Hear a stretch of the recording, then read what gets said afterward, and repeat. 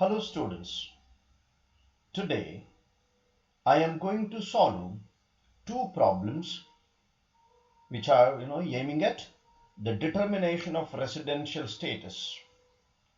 In the last video we have studied the theories explaining how to determine the residential status of an individual, a company and a Hindu undivided family.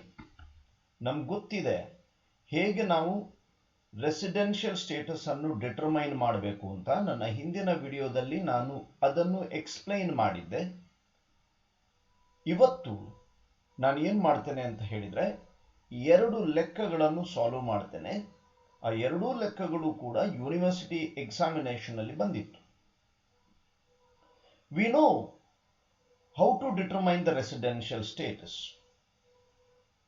An individual can have a residential status of he being or she being a resident or a non-resident. ಒಬ್ಬ individual resident ಆಗಿರಬಹುದು ಅಥವಾ ನಾನ್ resident ಆಗಿರಬಹುದು. Resident ಆಗಿರಬೇಕು ಅಂತಾದ್ರೆ he or she has to satisfy one of the two conditions laid down under section 6(1).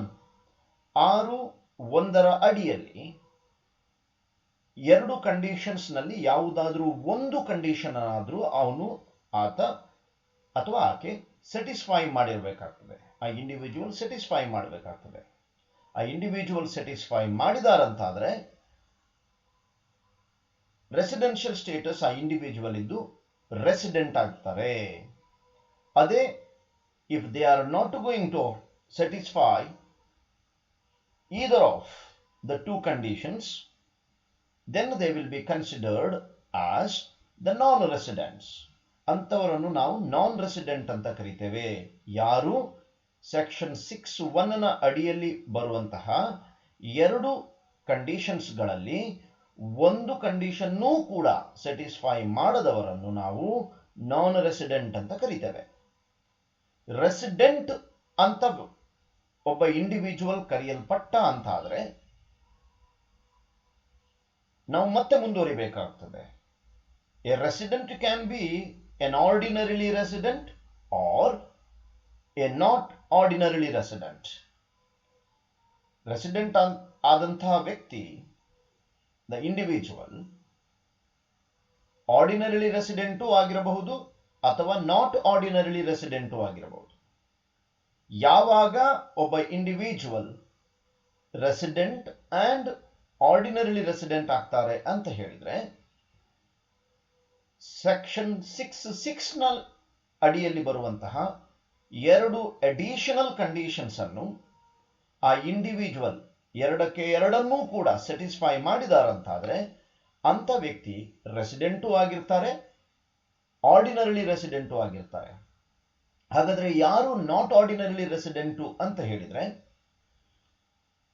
Resident ಆಗಿದ್ದು individual section 6(6) ನಲ್ಲಿ ಬರುವಂತಹ ಎರಡು ಅಡಿಷನಲ್ ಕಂಡೀಷನ್ಸ್ ನಲ್ಲಿ ಎರಡನ್ನೂ ಸ್ಯಾಟಿಸ್ಫೈ ಮಾಡಲಿಲ್ಲ ಅಂತಾದ್ರೆ, ಎರಡಕ್ಕೆ ಎರಡೂ ಸ್ಯಾಟಿಸ್ಫೈ ಮಾಡಬೇಕು ಅಂತ ನಾನು ಹೇಳಿದೆ, ಎರಡನ್ನೂ ಸ್ಯಾಟಿಸ್ಫೈ ಮಾಡಲಿಲ್ಲ ಅಂತಾದ ಪಕ್ಷದಲ್ಲಿ ಅಂತವರನ್ನು ನಾವು resident but not ordinarily resident ಅಂತ ಕರೀತೇವೆ.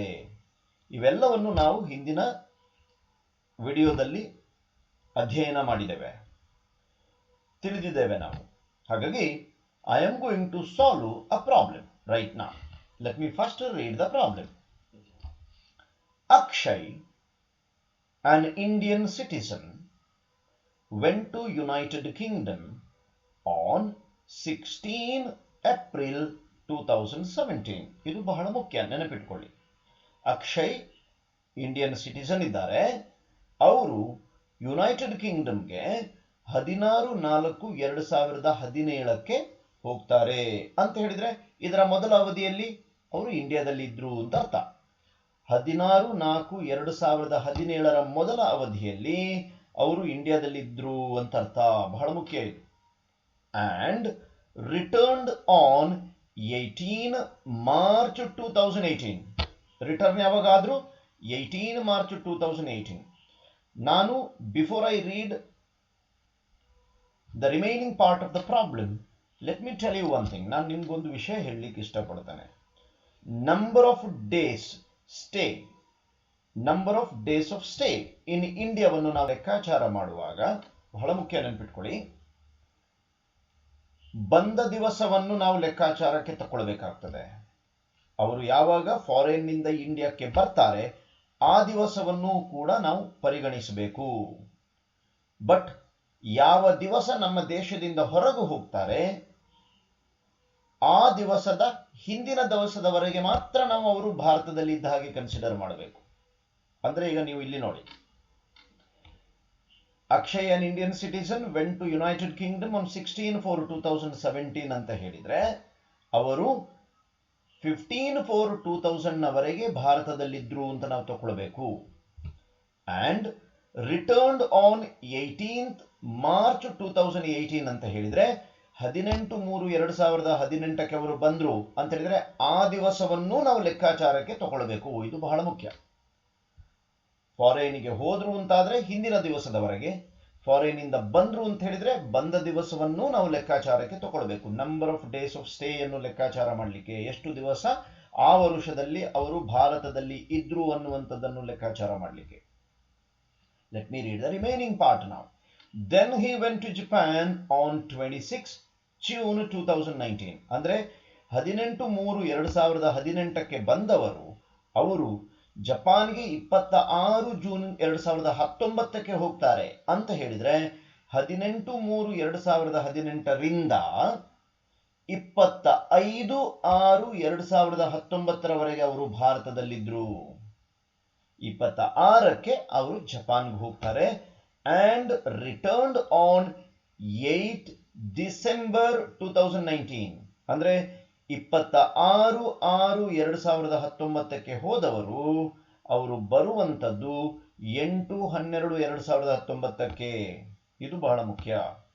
Then he got an employment in US concern and left India on 16 February 2020. ಅಂದ್ರೆ ಆಮೇಲೆ ಅವರಿಗೆ ಒಂದು US ಕನ್ಸರ್ನ್ ನಲ್ಲಿ ಉದ್ಯೋಗ ಸಿಗುತ್ತೆ.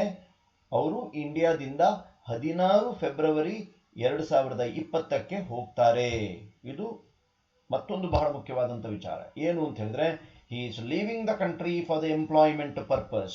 ಎಂಪ್ಲಾಯ್ಮೆಂಟ್ ಪರ್ಪಸ್ಗೆ ಅವರು ನಮ್ಮ ದೇಶವನ್ನು ಬಿಟ್ಟು ಹೋಗ್ತಾ ಇದ್ದಾರೆ.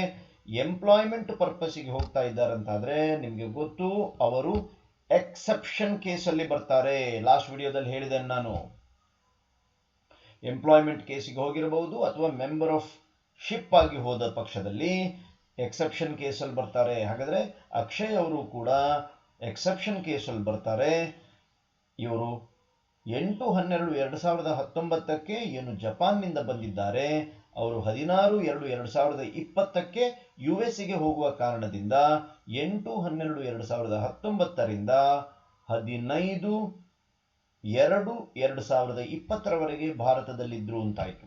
So we are required to find out his residential status for the previous year 2019-20. 2019-20 previous ಇಯರ್ಗೆ ಅವರ ರೆಸಿಡೆನ್ಷಿಯಲ್ ಸ್ಟೇಟಸ್ ಅನ್ನು ನಾವು ಡಿಟರ್ಮೈನ್ ಮಾಡಬೇಕು. ಅವರು ರೆಸಿಡೆಂಟಾ ಅಥವಾ ನಾನ್ ರೆಸಿಡೆಂಟಾ. ರೆಸಿಡೆಂಟ್ ಆಗಿದ್ದಿದ್ರೆ ಮತ್ತೆ ನಾವು ಮುಂದುವರಿಬೇಕು, ಆರ್ಡಿನರಿ ರೆಸಿಡೆಂಟಾ ಅಥವಾ ನಾಟ್ ಆರ್ಡಿನರಿ ರೆಸಿಡೆಂಟಾ ಅನ್ನುವಂಥದ್ದು. I hope you have understood the problem. Let me move on to solve this problem. ಯಾವುದೇ ಲೆಕ್ಕ ಕೊಟ್ಟಾಗ ಬಹಳ ಮುಖ್ಯವಾಗಿ ನೆನಪಿಟ್ಕೊಳ್ಳಿ, ನೀವು ಫಸ್ಟ್ ಬರೆಯಬೇಕಾದದ್ದು ಪ್ರೀವಿಯಸ್ ಇಯರ್ ಮತ್ತು assessment year. Previous year is 2019-20, assessment year is 2020-21. ನಾನು ನಿಮಗೆ ಲೆಕ್ಕ ಪ್ರತಿ ಸ್ಲೈಡ್ನಲ್ಲೂ ಕಾಣುವ ಹಾಗೆ ಮಾಡಿದ್ದೇನೆ. I have made the problem visible on each slide. ಹಾಗಾಗಿ ಪ್ರಾಬ್ಲಮ್ ಇಲ್ಲೇ ಇರುತ್ತೆ, ನಾವು ಅಲ್ಲೇ ನೋಡ್ಕೋಬಹುದು. ನಮ್ಗೆ ಗೊತ್ತಾಯಿತು previous year 2019-20, assessment year 2020-21. Previous year ಅನ್ನು ನಾನು ಇನ್ನೂ ಡಿಟೇಲ್ ಆಗಿ ಹೇಳುದು ಅಂತಾದ್ರೆ 1/4/2019ಕ್ಕೆ ಪ್ರಾರಂಭ ಆಗ್ತದೆ. ಪ್ರತಿ ವರ್ಷದ ಏಪ್ರಿಲ್ಗೆ ಪ್ರಾರಂಭ ಆಗುವ ಕಾರಣದಿಂದ ಈ ಪ್ರೀವಿಯಸ್ ಇಯರ್ ಕೂಡ 1/4/2019 1st ಏಪ್ರಿಲ್ 2019ಗೆ ಪ್ರಾರಂಭ ಆಗಿ 31st ಮಾರ್ಚ್ 2020ಗೆ ಎಂಡ್ ಆಗುತ್ತೆ. ಅಸೆಸ್ಮೆಂಟ್ ಇಯರು 1/4/2020ಗೆ ಪ್ರಾರಂಭವಾಗಿ ಎಂಡ್ ಆಗುವಂಥದ್ದು 31st March 2021. I hope you have understood the previous year and assessment year. Let me proceed further. We know that to consider Mr. Akshay as a resident, he should satisfy one of the two conditions under section 6(1). 6(1) ಅಡಿಯಲ್ಲಿ ಬರುವಂತಹ ಎರಡು conditions ನಲ್ಲಿ ಯಾವುದಾದ್ರೂ ಒಂದು condition ಆದ್ರೂ ಅವರು satisfy ಮಾಡಬೇಕು. ಏನು ಹೇಳುತ್ತೆ ಕಂಡೀಷನ್ ಒಂದು? ಎರಡು ಕಂಡೀಷನ್ ಇದೆ, ಅದರಲ್ಲಿ ಫಸ್ಟ್ ಕಂಡೀಷನ್ ಏನು ಹೇಳುತ್ತೆ? He must be in India in the previous year for 182 days or more. Akshay ಅವರು ಪ್ರೀವಿಯಸ್ ಇಯರ್ ಯಾವುದು? 2019-20. ಆ 2019-20ರ ಪ್ರೀವಿಯಸ್ ಇಯರ್ ನಲ್ಲಿ ಅಂದ್ರೆ 1/4/2019ರಿಂದ 31 ಮಾರ್ಚ್ 2020ರ ಈ ಅವಧಿಯಲ್ಲಿ ಅವರು ಮಿನಿಮಮ್ 182 ದಿವಸ ಭಾರತದಲ್ಲಿರಬೇಕು. ನೋಡೋಣ ಅವರು ಎಷ್ಟು ದಿವಸ ಭಾರತದಲ್ಲಿದ್ರು ಅಂತ. In the previous year, he was in India from 1/4/2019 to 25 June 2019 and 8/12/2019 to 15 February 2020. ಅದು ಹೇಗೆ ಅಂತ ನೋಡುವ. ನೋಡಿ, ಇಲ್ಲಿ ಬಹಳ ಮುಖ್ಯವಾಗಿ ನೆನಪಿಟ್ಕೊಳ್ಳಿ, he returns on 8/12/2019 ಅಂತ ಇಲ್ಲಿದೆ. ಇದರ ಮೊದಲು ಇಲ್ಲಿ ಗಮನಿಸ್ಕೋಬೇಕು. ಒಮ್ಮೆ ಬೇಕಾದ್ರೆ ಇನ್ನೊಮ್ಮೆ ಓದೋಣ. Went to UK on 16 April 2017 and returned on 18/3/2018. ನಮ್ಮ ಪ್ರೀವಿಯಸ್ ಇಯರ್ನ ಡೇಟ್ ಸ್ಟಾರ್ಟ್ ಆಗೋದು ಯಾವಾಗ? 1/4/2019ಕ್ಕೆ. ಹಾಗಾಗಿ ನಾವು ಅದಕ್ಕೆ ಸಂಬಂಧಪಟ್ಟ ಡೀಟೇಲ್ಸ್ ಅನ್ನು ನೋಡೋಣ. Then he went to Japan on 26 June 2019. ಅಂದ್ರೆ 18/3/2018ಕ್ಕೆ ಬಂದವರು ಅವರು 26 ಜೂನ್ 2019ರವರೆಗೆ ಭಾರತದಲ್ಲಿದ್ರು. 26/6/2019 ನಮ್ಮ ಪ್ರೀವಿಯಸ್ ಇಯರ್ನ ಒಳಗೆ ಬರ್ತದೆ. ಬಿಕಾಸ್ ನಮ್ಮ ಪ್ರೀವಿಯಸ್ ಇಯರ್ ಸ್ಟಾರ್ಟ್ ಆಗೋದು ಯಾವಾಗ? 1/4/2019ರಿಂದ 31 ಮಾರ್ಚ್ 2020. ಅಂದ್ರೆ ಈ 26/6/2019 ಅನ್ನುವಂಥದ್ದು ನಮ್ಮ 2019-20ರ ನಡುವೆ ಬರ್ತದೆ. ನೀವೇನ್ ಮಾಡಬೇಕು ಅಂತ ಹೇಳಿದ್ರೆ ಪುಸ್ತಕದಲ್ಲಿ ಬರೆದು you have to practise it. ಎಲ್ಲಿ ಬರ್ತದೆ ಅಂತ ನೀವು ಅದನ್ನು ಚೆಕ್ ಮಾಡಬೇಕು.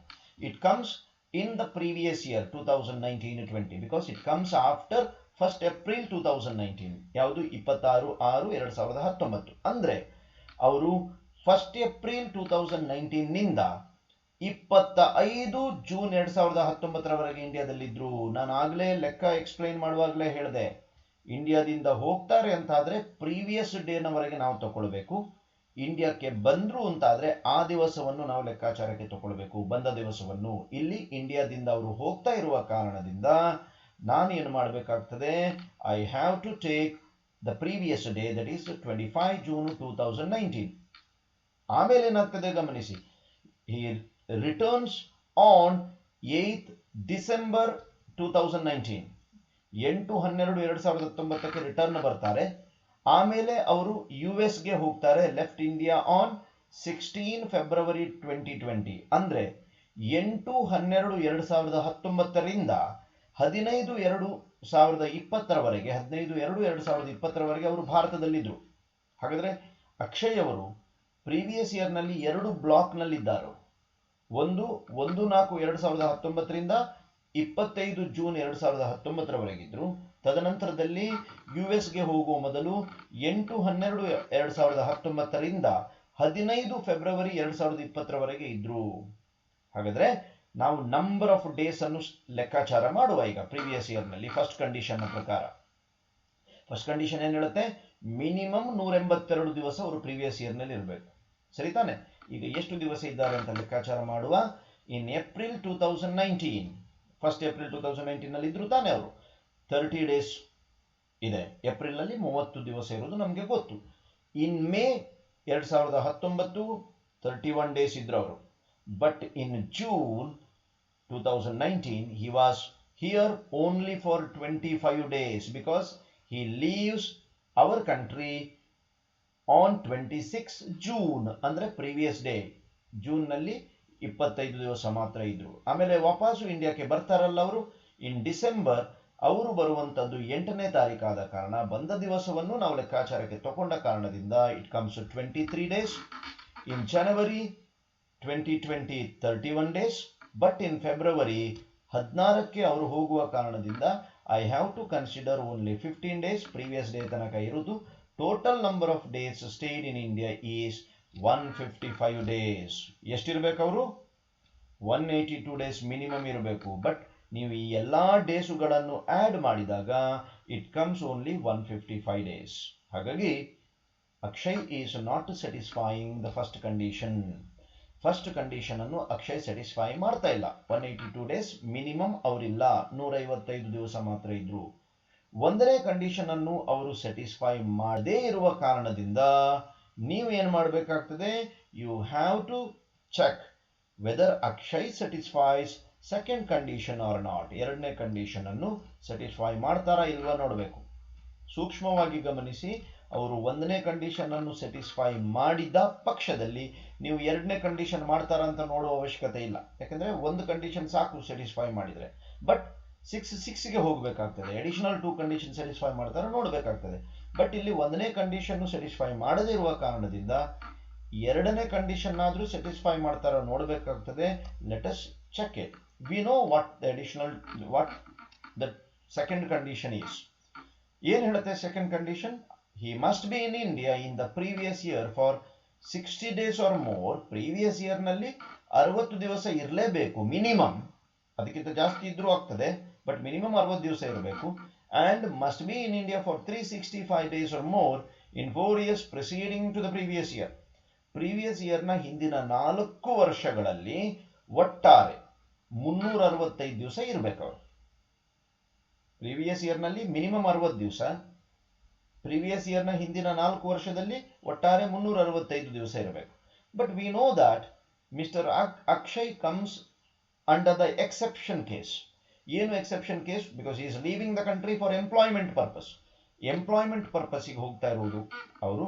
ಎಂಪ್ಲಾಯ್ಮೆಂಟ್ ಪರ್ಪಸ್ಗೆ ಹೋದ್ರೆ ಎರಡನೇ ಕಂಡೀಷನ್ ನಲ್ಲಿ ಸಣ್ಣ ಬದಲಾವಣೆ ಆಗ್ತದೆ. ಏನದು? 60 ದಿವಸ ಇದ್ರೆ ಸಾಕಾಗುವುದಿಲ್ಲ, ಮಿನಿಮಮ್ 182 ಡೇಸ್ ಆರ್ ಮೋರ್ ಇರಬೇಕು. But we know that Akshay was not in the country in the previous year for 182 days. He was in India for 155 days. 155 ದಿವಸ ಮಾತ್ರ ಇದ್ದದ್ದವರು ಅಕ್ಷಯ್ ಅವರು ಇಂಡಿಯಾದಲ್ಲಿ. ಹಾಗಾಗಿ ಏನಾಗ್ತದೆ ಅಂತ ಹೇಳಿದ್ರೆ, ಈ ಒಂದು second condition is also not satisfied.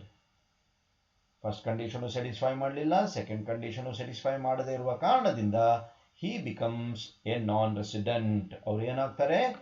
non-resident ಆಗ್ತಾರೆ. I hope you have understood how to solve a problem. Let us move on to the second problem. Johnson, a citizen of USA, ಅಮೆರಿಕದ ಸಿಟಿಸನ್ ಅವರು, has been living in India since 2008 to 2009. ಇಂಡಿಯಾದಲ್ಲೇ ಇದ್ದಾರೆ ಅವರು. ಎಷ್ಟು ವರ್ಷದಿಂದ ಇದ್ದಾರೆ? 2008-9ರಿಂದಲೇ ಇಂಡಿಯಾದಲ್ಲಿದ್ದಾರೆ ಅವರು. 2008-9ರಿಂದ ಇಂಡಿಯಾದಲ್ಲೇ ಇದ್ದಾರೆ. 9, 10, 10, 11, 11, 12, 12, 13 ಗೊತ್ತಾಯ್ತಲ್ಲ, ಇದ್ದಾರೆ ಅವರು. He leaves India on 16 July 2019. ಅವರು ಜುಲೈ 16ಕ್ಕೆ ಭಾರತದಿಂದ ಹೋಗ್ತಾರೆ. ಅಂತ ಹೇಳಿದ್ರೆ ಜಾನ್ಸನ್ ಅವರು 2008-9ರಿಂದ 15 ಜುಲೈ 2019ರವರೆಗೆ ಭಾರತದಲ್ಲಿದ್ರು ಅಂತ ಆಯ್ತು. ಯಾಕೆ ಹೋಗ್ತಾರೆ ಅವರು? On a visit to USA. USA visit ಮಾಡ್ಲಿಕ್ಕೆ ಹೋಗ್ತಾ ಇರುವಂಥದ್ದು, ಎಂಪ್ಲಾಯ್ಮೆಂಟ್ ಪರ್ಪಸ್ಗಲ್ಲ.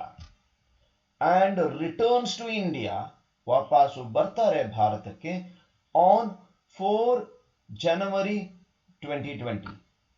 ಜನವರಿ 4ನೇ ತಾರೀಕಿಗೆ 2020 ಭಾರತಕ್ಕೆ ಬರ್ತಾರೆ. ಅಂತ ಹೇಳಿದ್ರೆ ಅವರು 16/7/2019ರಿಂದ 3/1/2020ರವರೆಗೆ ಭಾರತದಲ್ಲಿ ಇರಲಿಲ್ಲ. 4/1ರಿಂದ ಭಾರತದಲ್ಲಿದ್ದಾರೆ. We are required to determine his residential status for the previous year 1920. ನೋಡೋಣ, ಮಾಡುವ, ಅದನ್ನು ಹೇಗೆ ಸಾಲ್ವ್ ಮಾಡೋದು ಅಂತ ಕಲಿಯೋಣ. ಪ್ರೀವಿಯಸ್ ಇಯರ್ ನಮಗೆ ಗೊತ್ತು ಏನು, 2019-20. ಅಸೆಸ್ಮೆಂಟ್ ಇಯರ್ ಏನು, 2020-21. ಇದನ್ನು ನಾನು ಯಾವಾಗಲೂ ಹೇಳ್ತೇನೆ, ನೀವು ಬರೀಬೇಕು ಅಂತ. ಪ್ರೀವಿಯಸ್ ಇಯರ್ ಸ್ಟಾರ್ಟ್ ಆಗೋದು ಯಾವಾಗ, 1/4/2019. ಎಂಡ್ ಆಗೋದು ಯಾವಾಗ, 31 ಮಾರ್ಚ್ 2020. ನೋಡೋಣ ಆ ಪ್ರೀವಿಯಸ್ ಇಯರ್ ನಲ್ಲಿ ಅವನು ಎಷ್ಟು ದಿವಸ ಇದ್ದಾನಂತ.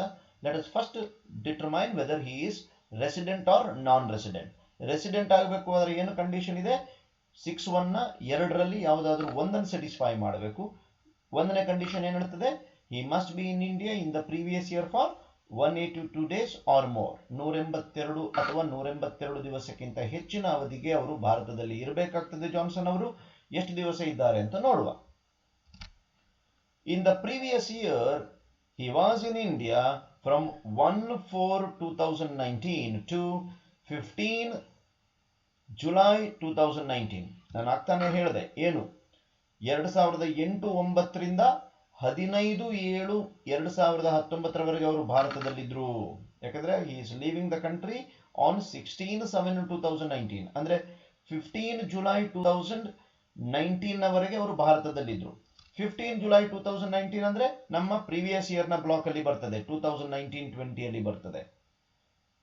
ನಮ್ಮ ಪ್ರೀವಿಯಸ್ ಇಯರ್ ಸ್ಟಾರ್ಟ್ ಆಗೋದು ಯಾವಾಗ, ಏಪ್ರಿಲ್ 1ನೇ ತಾರೀಕು 2019. ಅಂದ್ರೆ ಪ್ರೀವಿಯಸ್ ಇಯರ್ ನಲ್ಲಿ 1/4/2019ರಿಂದ 15/7/2019 ಇದ್ರು. ಮತ್ತೆ ಇನ್ನೊಂದು ಮಾಹಿತಿ ಕೊಟ್ಟಿದ್ದಾರೆ, he returns to India on 4 January 2020. 4 January 2020ಗೆ ಅವರು ಭಾರತಕ್ಕೆ ಬರ್ತಾರೆ. ಮತ್ತೆ ಭಾರತದಿಂದ ಹೊರಗೆ ಹೋದ ಬಗ್ಗೆ ಮಾಹಿತಿ ಇಲ್ಲ, ಅಂದ್ರೆ ಅವರು ಭಾರತದಲ್ಲಿ ಇದ್ರು ಅಂತ ಆಯ್ತು. ಅಂದ್ರೆ 4/1/2020ರಿಂದ ಅವರು ನಮ್ಮ ಭಾರತದಲ್ಲಿ ಇದ್ದಾರೆ ಅಂತ ಆದ್ರೆ 4/1/2020 ಕೂಡ ನಮ್ಮ ಪ್ರೀವಿಯಸ್ ಇಯರ್ ನ ಬ್ಲಾಕ್ ನ ಒಳಗೆ ಬರ್ತದೆ. ಪ್ರೀವಿಯಸ್ ಇಯರ್ ಎಂಡ್ ಆಗುದು ಯಾವಾಗ, 31 ಮಾರ್ಚ್ 2020ಗೆ. ಅಂದ್ರೆ 4/1/2020ರಿಂದ 31 ಮಾರ್ಚ್ 2020 ಅವರು ಭಾರತದಲ್ಲಿದ್ರು. ಪ್ರೀವಿಯಸ್ ಇಯರ್ ನಲ್ಲಿ 2 ಬ್ಲಾಕ್ ನಲ್ಲಿ ಅವರು ಭಾರತದಲ್ಲಿದ್ರು. ಹಾಗಾಗಿ ನಾವೀಗ ನಂಬರ್ ಆಫ್ ಡೇಸ್ ಅನ್ನು ಲೆಕ್ಕಾಚಾರ ಮಾಡುವ.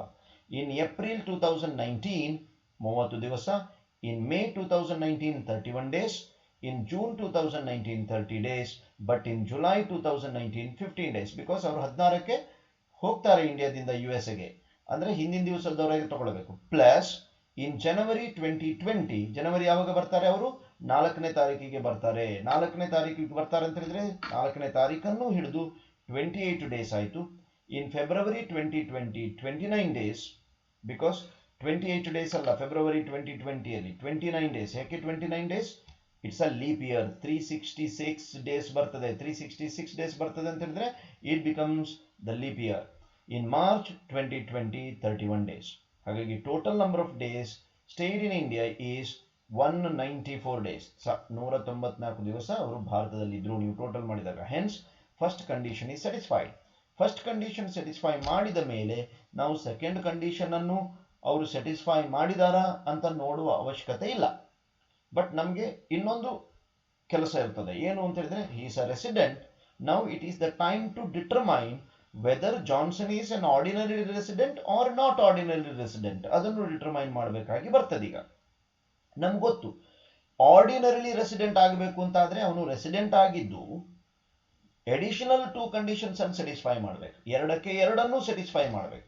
6 ನ ಅಡಿಯಲ್ಲಿ ಒಂದು 10 ವರ್ಷದ ಅವಧಿಯಲ್ಲಿ, ಪ್ರೀವಿಯಸ್ ಇರೋದು 10 ವರ್ಷದ ಅವಧಿಯಲ್ಲಿ ಮಿನಿಮಮ್ 2 ವರ್ಷ ಇರಬೇಕು.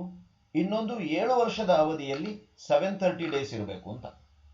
ಬಟ್ ಅವ್ರು ಏನು ಹೇಳಿದ್ದಾರೆ, 2008-9 ನಿಂದ 16 ಜುಲೈ 2019 ಇಂಡಿಯಾದಲ್ಲಿದ್ದ ಕಾರಣ ನೀವು ಎಷ್ಟು ಅವಧಿಯನ್ನು ಬರ್ಕೊಂಡ್ರು ಕೂಡ ನೋಡಿ, 2008-9 ಇಂಡಿಯಾದಲ್ಲಿದ್ರು, 9-10 ಇಂಡಿಯಾದಲ್ಲಿದ್ರು, 10-11 ಇಂಡಿಯಾದಲ್ಲಿದ್ರು, 11-12 ಇಂಡಿಯಾದಲ್ಲಿದ್ರು, 12-13 ಇಂಡಿಯಾದಲ್ಲಿದ್ರು, 13-14 ಇಂಡಿಯಾದಲ್ಲಿದ್ರು, 14-15 ಇಂಡಿಯಾದಲ್ಲಿದ್ರು, 15-16 ಇಂಡಿಯಾದಲ್ಲಿದ್ರು, 16-17 ಇಂಡಿಯಾದಲ್ಲಿದ್ರು, 17-18 ಇಂಡಿಯಾದಲ್ಲಿದ್ರು, 18-19 ಇಂಡಿಯಾದಲ್ಲಿದ್ರು. ಎಲ್ಲ ವರ್ಷಗಳಲ್ಲಿ ಅವರು ಇಂಡಿಯಾದಲ್ಲಿದ್ರು. ಹಾಗಾಗಿ ಆ 2 ಅಡಿಷನಲ್ ಕಂಡೀಷನ್ಸ್ ಅವರು ಸ್ಯಾಟಿಸ್ಫೈ ಮಾಡ್ತಾರೆ. ಹಾಗಾಗಿ Johnson is a resident as well as an ordinarily resident. ಬಹಳ ಮುಖ್ಯವಾಗಿ ನೆನ್ಪಿಟ್ಕೋಬೇಕು. He becomes resident as well as not ordinary resident because ಅವರು ಅಷ್ಟು ಅವಧಿಯಲ್ಲಿ ನಮ್ಮ ಭಾರತದಲ್ಲಿದ್ದ ಕಾರಣದಿಂದ he satisfies both the conditions, hence he becomes resident and ordinarily resident. I hope you have understood. You can watch my next video. In that I'll be solving some more problems. Thank you.